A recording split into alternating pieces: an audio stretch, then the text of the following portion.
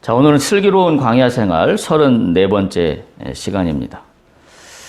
오늘도 민수기 강해를 잠깐 멈추고 환난의 시간에 하나님의 주시는 위로의 말씀을 함께 나누고자 합니다. 오늘도 지난주에 이어서 환난을 당한 자에게 주시는 하나님의 위로의 말씀입니다. 그래서 시편 46편 1절에서 3절의 말씀을 같이 나누고자 합니다. 오늘 말씀의 제목을 그래서 그 본문의 말씀을 그대로 따와서 하나님은 우리의 피난처이시요 힘이시니 라고 그렇게 정했습니다. 우리가 한편으로 보면 위기의 시대에 살고 있습니다. 특별히 개인적인 시련과 또 환난이 우리를 위겨쌉니다. 이럴 때 우리는 어떻게 해야 될까요?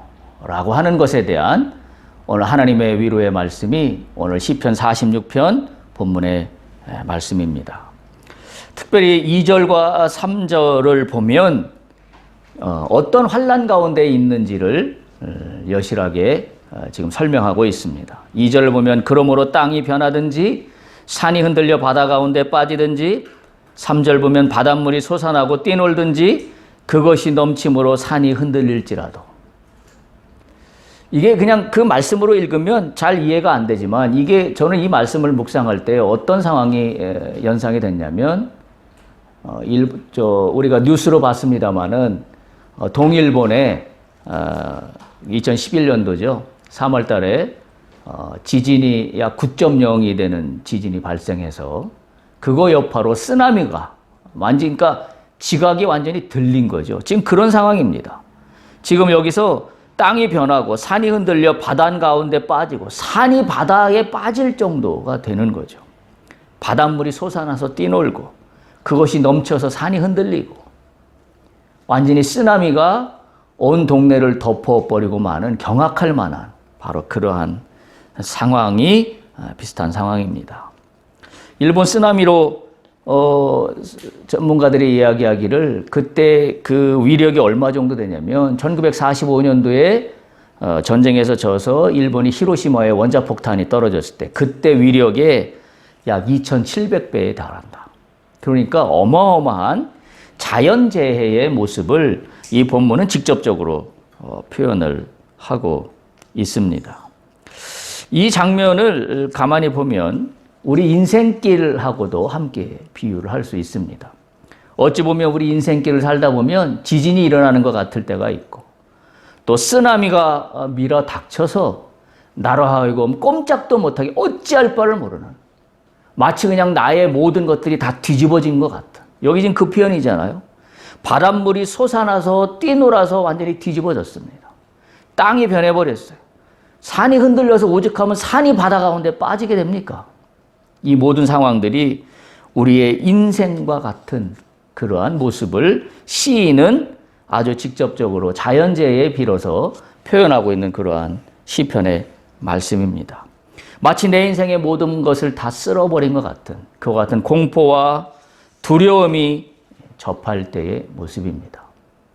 또는 우리 상황으로 보면 우리는 또한 생각지도 못했던 질병의 문제가 나를 위협합니다. 그때 한편으로 모든 사람들이 드는 생각은 나를 다 쓸어버리는 것 같은 그런 두려움에 휩싸입니다. 특별히 오늘날 암이라는 것이 아주 보편적인 질환이 되다시피 했습니다. 한 30% 정도 이상이 암 환자라 그러니까요. 그런데 암 환자들의 이야기를 들어보면 거의 모든 사람이 대동하게 예외 없이 거의 다 자신의 인생이 송두리째 빼앗기는 것 같은 그러한 상황에 놓입니다. 마치 오늘 본문의 말씀처럼 모든 것이 다 솟구쳐서 뒤집어져서 혼돈의 상태에 놓이는 그러한 순간입니다. 그런데 그거로 끝나는 게 아니라 위기의 순간은 계속 지속됩니다. 내가 뜻하지 않게 상황은 일단락된 것 같으면 또 상황이 덮쳐오고 또 상황이 덮쳐오고 어찌해야 될까요? 여러분 우리가 예전에는 이 찬양을 많이 불렀습니다마는 요즘에 많이 안 부르는데 제가 이 찬양이 생각이 났어요. 그 누가 나의 괴로움 알며. 이거 흑인 영가인데요. 흑인 영가입니다. 다시 말하면 이 찬양이 탄생하게 된 배경이 아프리카에서 아메리카 미국 대륙으로 이주 온 흑인의 그 고달픈 삶을 영가로 표현한 그런 찬양입니다. 얼마나 힘들었으면 이 찬양을 했겠어요.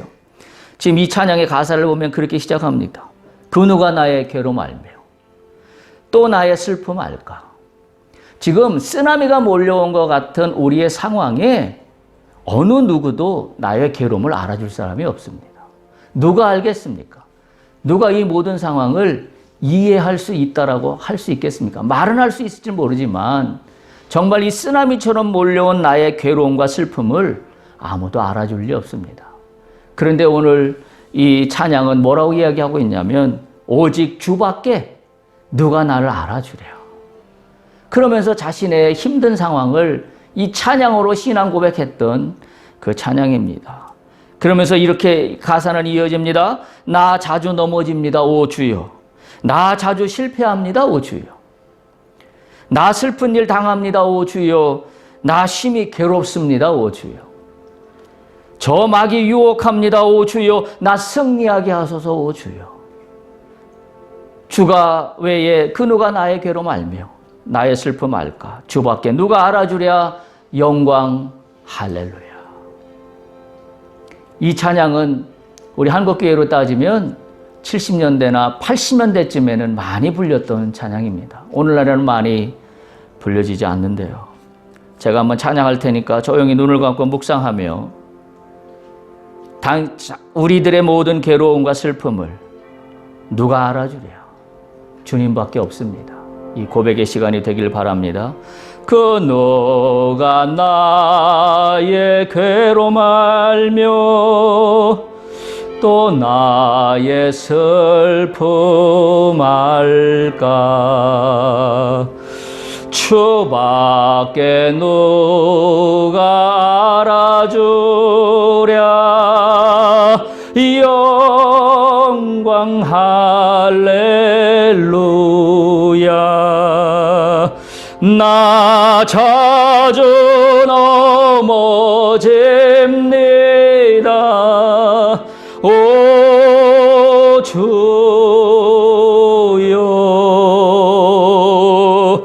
나 자주 실패합니다, 오 주여.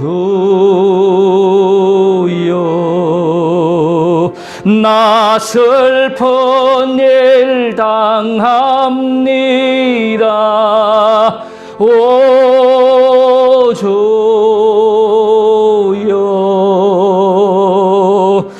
나 심히 괴롭습니다, 오 주여.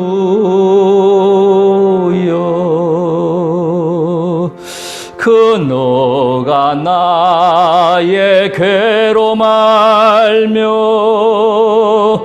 또 나의 슬픔 알까. 주밖에 누가 알아주랴. 영광 할렐루야.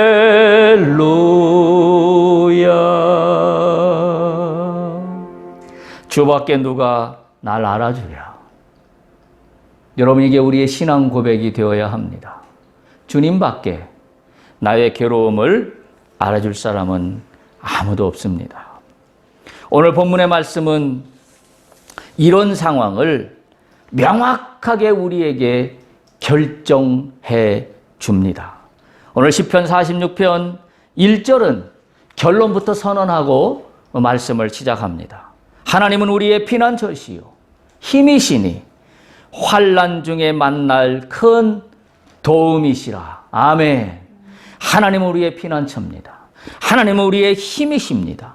환난 중에 만날 큰 도움입니다. 여러분에게 하나님은 누구입니까? 여러분은 신앙 고백할 때 하나님을 누구라고 고백합니까? 어떤 고백이 있습니까? 누차 말씀드린 것처럼 기독교는 고백의 종교입니다. 이 고백이 우리의 믿음을 붙잡습니다. 하나님에 대한 나의 이 고백이 우리의 믿음을 살려내기 때문에 그렇습니다. 이 고백이 하나님과 나와의 관계를 바르게 설정하게 되기 때문에 기독교는 고백의 종교라고 이야기합니다. 그래서 우리 이 기독교의 역사를 살펴보면 초대교회부터 교회들은 신앙 고백을 매우 중요하게 여겼습니다. 우리가 예배 때마다 고백하는 사도신경도 바로 그 고백 중에 하나입니다. 우리는 아주 유명한 그 베드로의 고백을 우리는 잘 알고 있습니다. 주는 그리스도시요 살아계신 하나님의 아들이시니이다. 마태복음 16장 16절에 보면 그 고백을 하고 있는데 오늘 시인은 이렇게 고백하고 있습니다. 하나님은 우리의 피난처시요 우리의 힘이시니 환난 중에 만날 큰 도움이시라. 할렐루야. 여러분, 우리가 어려움을 당합니까? 힘듭니까? 혼란 가운데 있습니까? 아니면 무서운 질병 가운데 있습니까? 그 어떤 우겨싸움을 당하는 가운데 있을 때 우리가 할 수 있는 건 단 하나밖에 없습니다. 하나님을 향한 나의 믿음의 고백입니다. 오늘 이 고백이 우리의 고백이 되기를 간절히 소망합니다. 하나님은 우리의 피난처시요 우리의 힘이시니 환난 중에 만날 큰 도움이시라. 우리가 이것을 붙잡고 기도할 수 있어야 합니다. 이것이 우리의 힘이 되고 우리의 능력이 되기 때문에 그렇습니다. 첫 번째로 시인은 하나님은 우리의 피난처시라고 고백하고 있습니다. 환난일 때에 우리가 피할 곳이 있는 것만큼 소중한 곳이 어디 있겠습니까? 우리가 피할 곳이 있다라는 것만큼 위로가 되는 것은 없을 겁니다. 바로 그런 피난처입니다. 그것도 환난과 위험에서 도피할 수 있는 피난처가 된다는 겁니다. 여러분 보신 바와 같이 일본의 동일본 그 쓰나미가 몰려올 때를 봤지만 쓰나미가 한꺼번에 몰려올 때 어떻습니까? 사람은 피할 곳이 없었습니다. 그야말로 아무리 달리고 달려도 쓰나미의 물결에 목숨을 잃어가는 영상들을 바라보면서 우리는 참으로 안타까웠던 기억을 떠올리지 않을 수가 없습니다. 그런데 오늘 성경은 뭐라고 이야기했냐면 환난 때에 내가 숨을 곳이 있다라고 이야기합니다. 주 안으로 들어가면 주 안에는 피난처가 있습니다. 할렐루야. 피난처가 있습니다. 이 피난처의 히브리 원어의 의미는 이런 의미입니다. 위험을 피하여 몸을 숨길 데가 있는 은신처라는 뜻입니다. 위험을 피하여 몸을 숨길 데가 있는 은신처입니다. 이 은신처라는 피난처의 말은 이 시편에서 가장 중요한 단어 중에 하나입니다. 그런데 하나님을 피난처로 고백하는 것은 어떤 의미를 내포하고 있는 거냐면, 전제가 되고 있는 거냐면, 하나님이 온 세상을 창조하시고 다스리신다는 믿음의 바탕을 두고 있는 겁니다. 하나님이 온 세상을 창조하시고 다스린다는 믿음이 있기 때문에 그분께 피할 수 있는 겁니다. 그러니까 우리가 하나님은 나의 피난처가 되신다라고 고백할 수 있는 것은 하나님이 이 모든 상황을 다스리고 계신다라는 걸 믿기 때문에 고백할 수 있는 게 피난처입니다. 만약에 하나님이 이 모든 상황을 다스리고 있지 않다라고 생각한다면 하나님은 더 이상 우리에게 피난처가 되지 못합니다. 따라서 우리가 하나님이 나의 피난처가 되신다라고 고백할 수 있는 근거는 나의 이 어려운 상황이 하나님의 다스리는 통치 가운데 있다는 사실을 우리가 고백할 수 있기 때문에 피난처라고 고백할 수 있다는 사실을 우리가 기억해야 합니다. 두 번째, 하나님은 우리의 힘이라고 시인은 고백하고 있습니다. 다시 말하면 힘이 된다는 얘기는 수동적인 의미가 아니라 보다 더 공격적인 의미를 내포하고 있습니다. 우리가 쓰나미 같은 어려운 환난 속에 있습니다. 우리가 무엇이 힘이 됩니까? 그 가운데서 어떤 힘을 발휘할 수 있습니까? 어떤 힘을 가지려고 노력한다고 그 힘이 생길 수 있습니까? 굉장히 이 힘은 그래서 우리가 코너에 몰렸을 때, 아무것도 할 수 없는 극한 상황에 몰렸을 때 나를 지탱해주는 근원입니다. 바로 그것이 힘이라는 그런 의미입니다.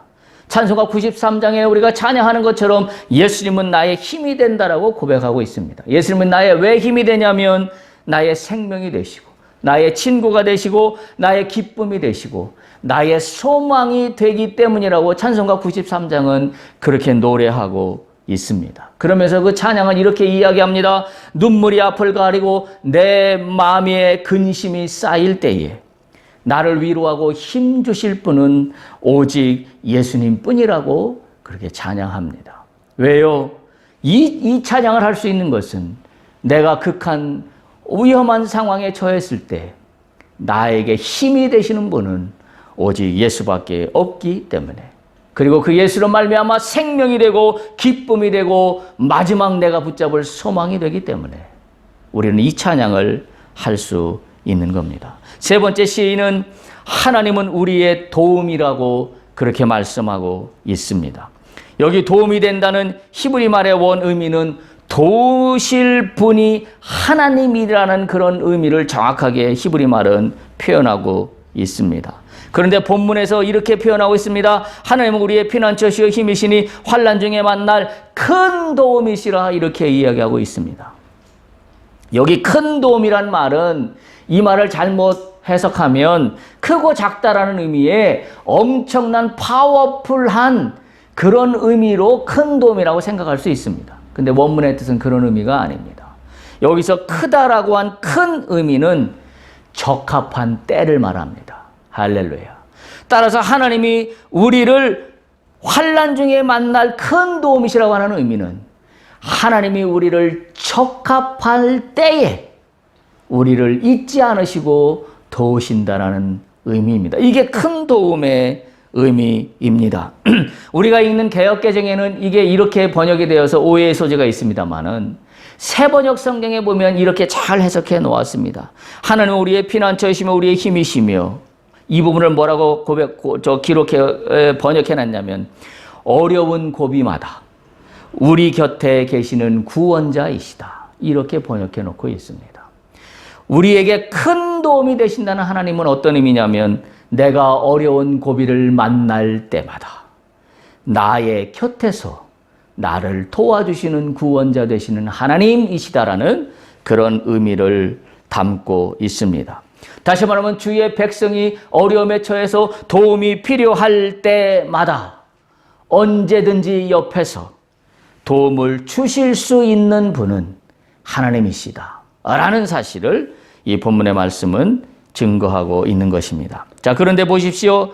하나님이 우리의 피난처가 되시고 힘이 되시고 큰 도움이 되시는데 언제 이렇게 되시느냐라고 이야기하고 있는 걸 보면 1절에 분명히 얘기하고 있어요. 언제 피난처가 되시고 언제 힘이 되시고 언제 도움이 되신다라고 기록하고 있냐면 가운데 있는 환난 중에입니다.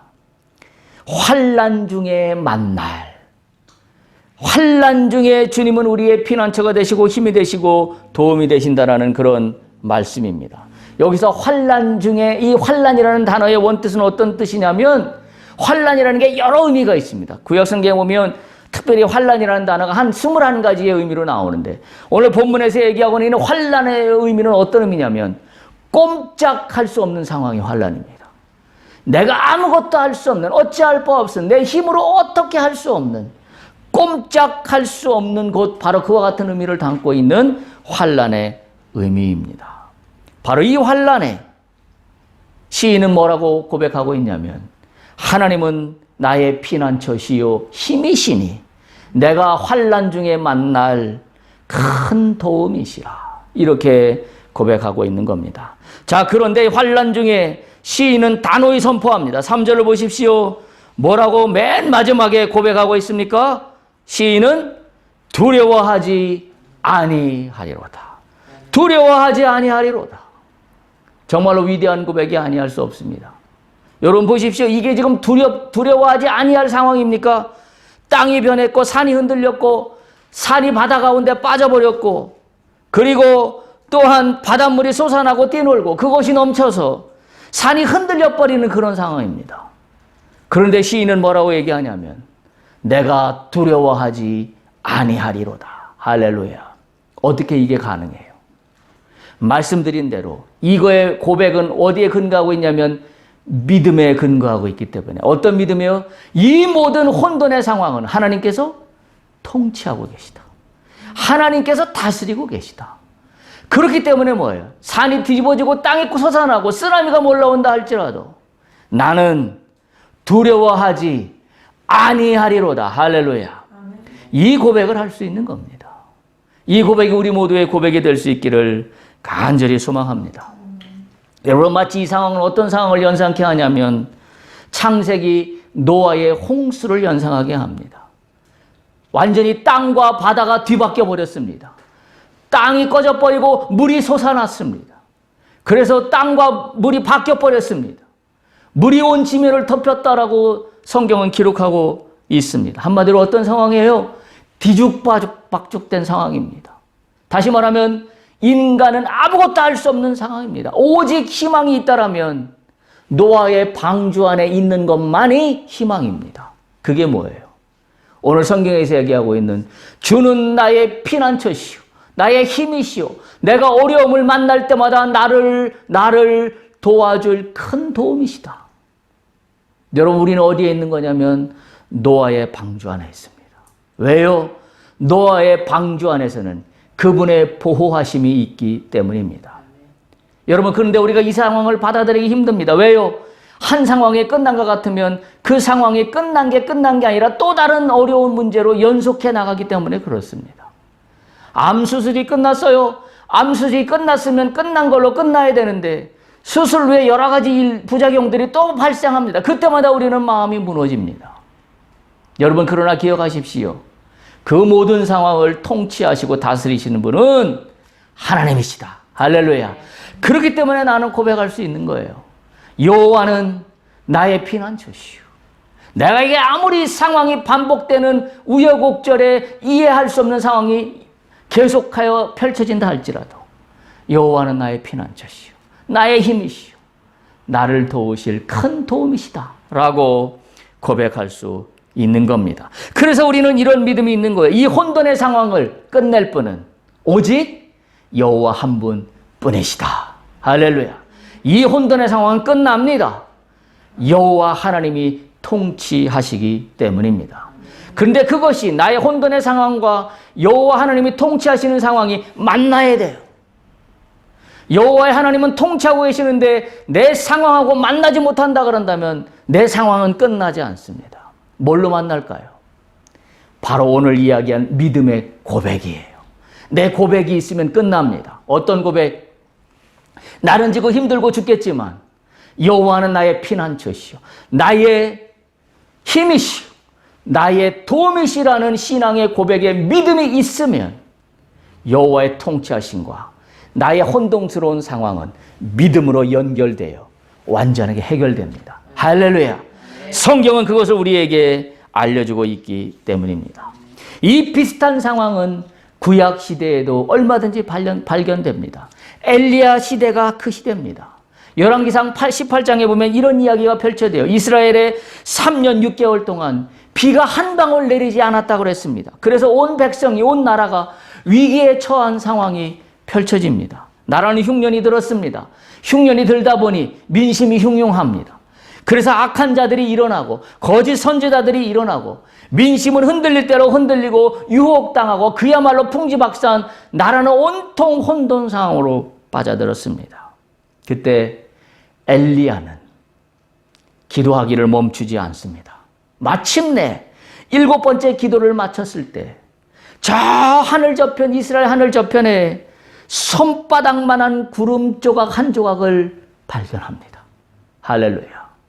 여러분, 3년 6개월 동안 비가 오지 않았어요. 여러분, 우리에게 닥치는 환란이 언제 끝날 것 같지도 않습니다. 마치 가뭄이 와 바닥이 갈라질 대로 갈라져 아무리 별짓을 다 해도 비를 오지 않는 그런 상황입니다. 그런 상황이 되면 어떻게 될까요? 이제는 희망이 없다. 이제는 절망입니다. 아무것도 해결될 해결책이 보이지 않는다. 그래서 많은 사람들은 하나님을 떠나가기 시작할 겁니다. 그리고 이제는 각종 미신들이 창궐하게 될 것이고, 그리고 많은 사람들은 심지어 자신의 생을 포기하는 일까지 발생하게 될 겁니다. 근데 보세요. 이 상황을 통치하고 계신 하나님은 하늘의 조각구름을 띄우십니다. 할렐루야. 그 조각구름이 지금 내가 볼 때는 미약하고 아무것도 못할 것 같지만 성경에 보면 그 손바닥만한 구름 한 조각이 마침내 큰 비가 내리도록 되었다는 것을 기억하고 있습니다. 열왕기상 18장 44절과 45절을 보면 이렇게 기록하고 있습니다. 일곱 번째 이르러서는 그가 말하되 바다에서 사람의 손만한 작은 구름이 일어나나이다. 이르되 올라가 아합에게 말하기를 비에 막히지 아니하도록 마차를 갖추고 내려가서서 하라 하니라. 45절 조금 후에 구름과 바람이 일어나서 하늘이 캄캄해지며 큰 비가 내리는지라. 할렐루야. 하나님은 자신의 믿음을 붙잡고 있는 자들에게 하나님의 때에 하나님의 큰 비를 내려주십니다. 우리의 문제는 뭐예요? 하나님의 때가 이를 때까지 우리는 믿음으로 바라보고 참고 인내하지 못할 뿐입니다. 여러분, 그 때는 분명히 옵니다. 성경은 이 기가 막힌 사실을 전하고 있습니다.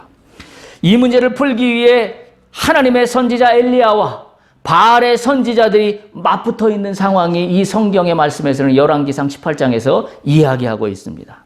열왕기상 18장 22절에 보면 그런데 이렇게 묘사하고 있어요.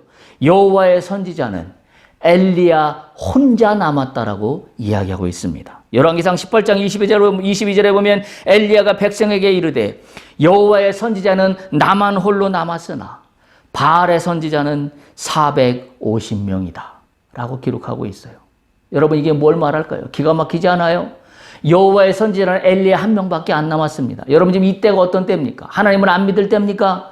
이스라엘 백성은 하나님을 믿는다고 하는 믿음의 사람들로 있던 그때 그 상황입니다.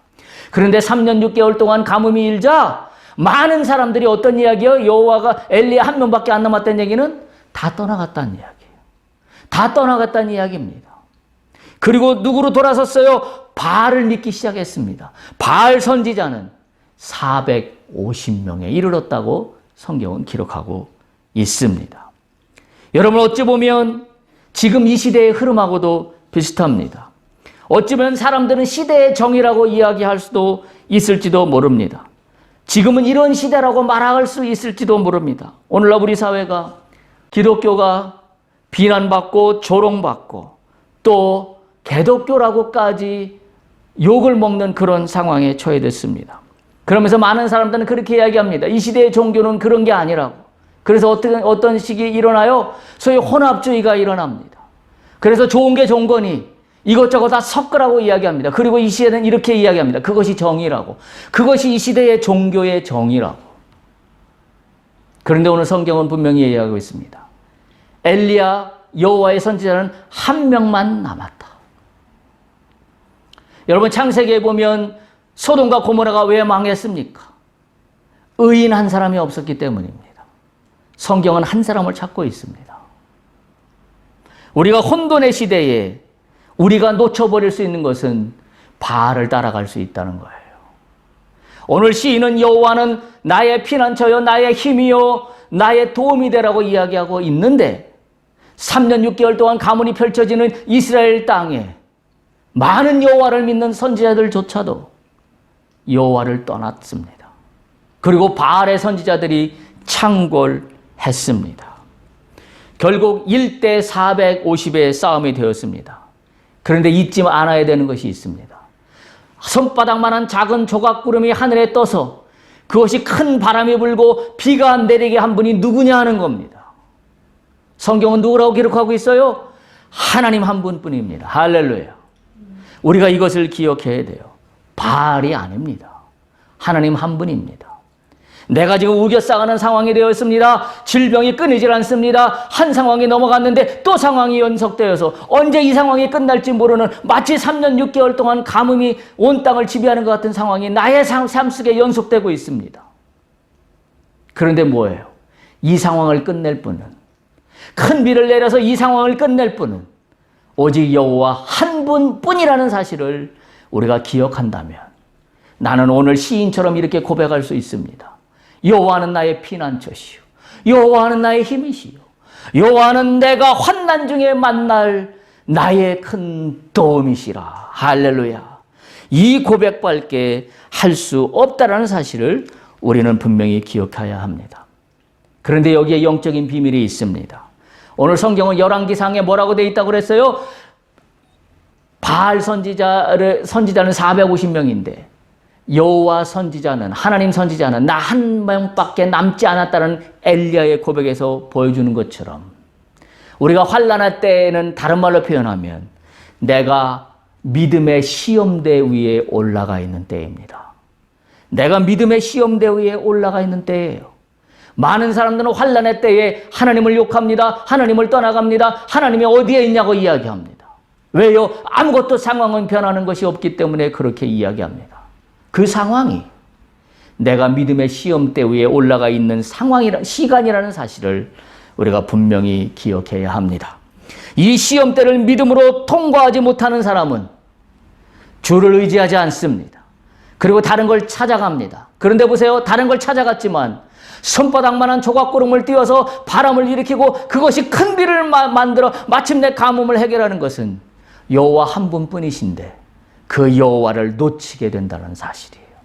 반면에 이 시험대를 믿음으로 통과하는 사람은 이제는 어떤 시험이 올려와도 두렵지 않습니다. 할렐루야. 마치 오늘 시인이 고백한 것처럼 땅이 솟아나고 뒤집어지고 혼란이 돌아와도 나는 두려워하지 아니하리이다. 시험대를 통과한 겁니다. 우리에게 어떤 시련이 있습니다. 어떤 환난이 있습니까? 지금 이 시간은 하나님이 나를 믿음의 시험대 위에 달아놓고 계시다라는 사실을 우리가 믿음의 눈으로 바라볼 수 있어야 합니다. 믿음으로 통과할 수 있기를 간절히 축복합니다. 기억하십시오. 가뭄을 해결하는 분은 여호와 한 분뿐입니다. 바알신이 아닙니다. 세상에 그 어디에도 없습니다. 왜요? 내가 당하고 있는 환난이 그저 의술이나 과학의 기술로 적당히 고칠 수 있는 부분들이 아니기 때문에 그렇습니다. 우리가 환난 상황에서 우리가 흔들리지 말아야 하는 것은 오직 여호와를 의지하는 것뿐입니다. 그래서 만일 내가 오늘 꼼짝할 수 없는 상황에 처했다면 믿음으로 주께 피해야 합니다. 아멘. 믿음으로 주님의 힘을 구해야 합니다. 아멘. 믿음으로 주님의 도우심의 때를 구해야 합니다.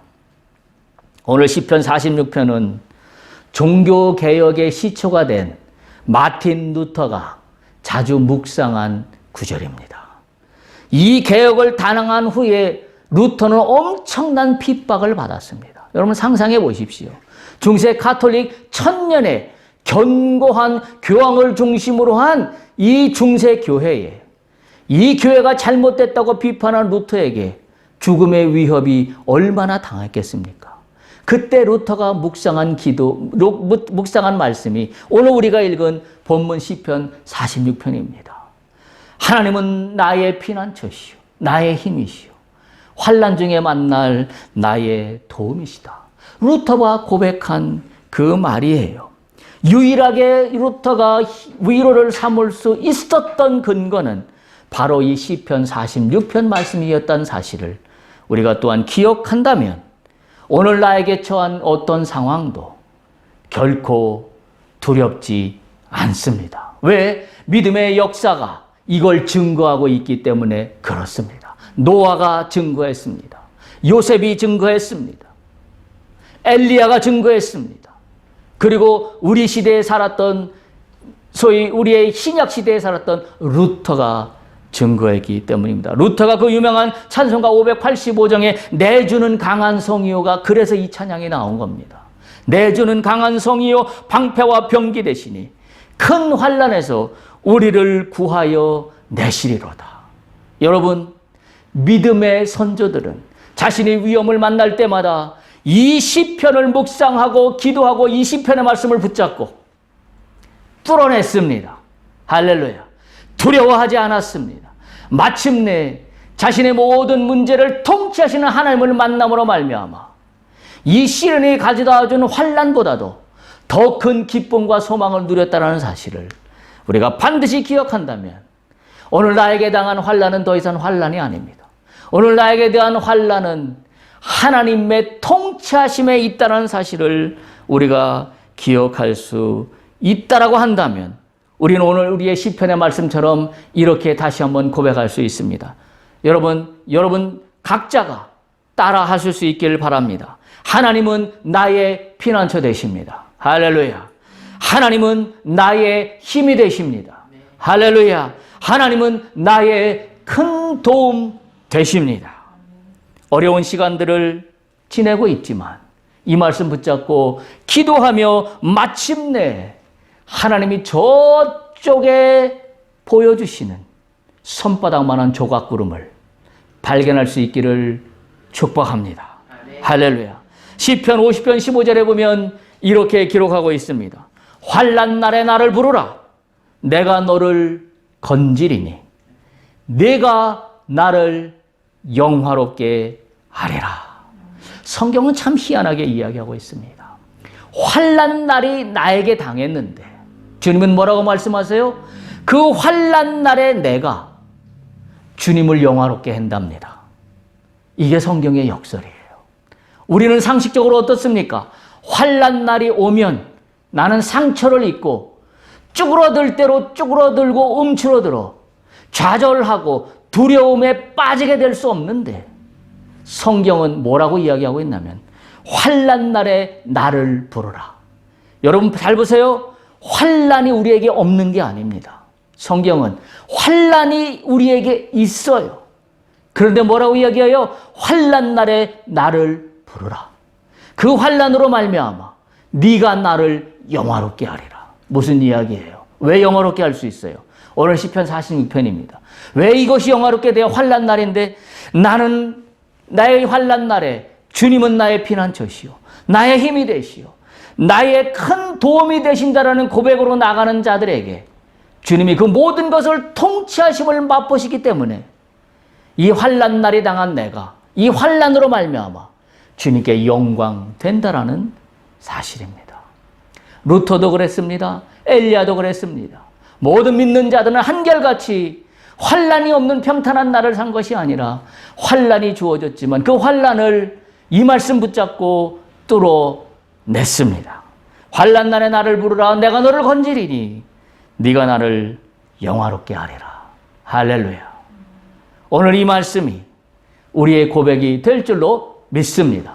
그래서 우리에게 만난 시련과 환난이 두렵지 않습니다. 이 시련과 환난은 절대 나를 무너뜨릴 수 없습니다. 왜요? 주님은 나의 피난처시요 나의 힘이시요 환난 중에 만날 나의 큰 도움 되시기 때문입니다. 할렐루야. 여러분 환난이라고 하면 환난이 주는 특징이 있습니다. 좌절하게 만듭니다. 포기하게 만듭니다. 가망이 없다고 만듭니다. 속삭입니다. 이제는 다 끝났다고 속삭입니다. 그런데 성경은 반대로 이야기합니다. 환난 날이 오히려 네가 나를 영화롭게 하느니라. 할렐루야. 주님은 나의 피난처가 되시고 나의 힘이 되시고 나의 큰 도움이 되시기 때문에 믿는 자들은 일어납니다. 좌절하지 않습니다. 내 갈 길 다 가도록 주께서 나를 인도하신다는 믿음이 있기 때문에 내가 가는데 인생길에 어떤 환난이 있을지라도 그것은 전혀 문제가 되지 않습니다. 왜냐하면 하나님이 통치하시는 시간이기 때문에 그렇습니다.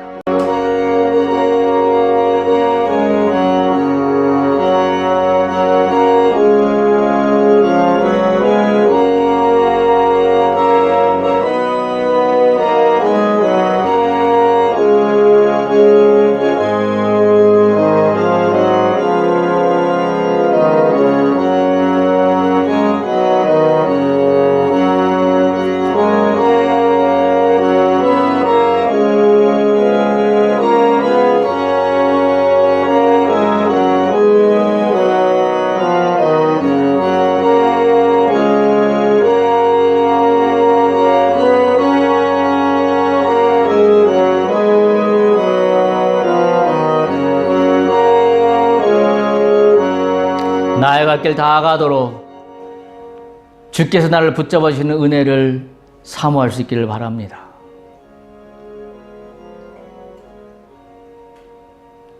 나의 갈 길 다 가도록 예수 인도하시니 내 주 안에 있는 긍휼 어찌 의심하리요. 믿음으로 사는 자는 하늘 위로 받겠네. 무슨 일을 만나든지 만사 형통하리라. 무슨 일을 만나든지 만사 형통하리라. 나의 갈 길 다가도록 예수 인도하시니 어려울 일 당한 때도 족한 은혜 주시네. 나는 심히 고단하고 영혼 매우 가라나 나의 앞에 반석에서 샘물 나게 하시네. 나의 앞에 반석에서 샘물 나게 하시네. 무슨 일을 만나든지 만사 형통하게 하시는 주님입니다. 무슨 일을 만나든지 나의 앞에서 반석에 샘물이 터지게 하시는 주님입니다. 주는 나의 피난처시요 나의 힘이시요 환난 날에 만날 나의 큰 도움이시라. 이 은혜가 오늘 우리 가운데 넘쳐난 줄로 믿습니다. 할렐루야.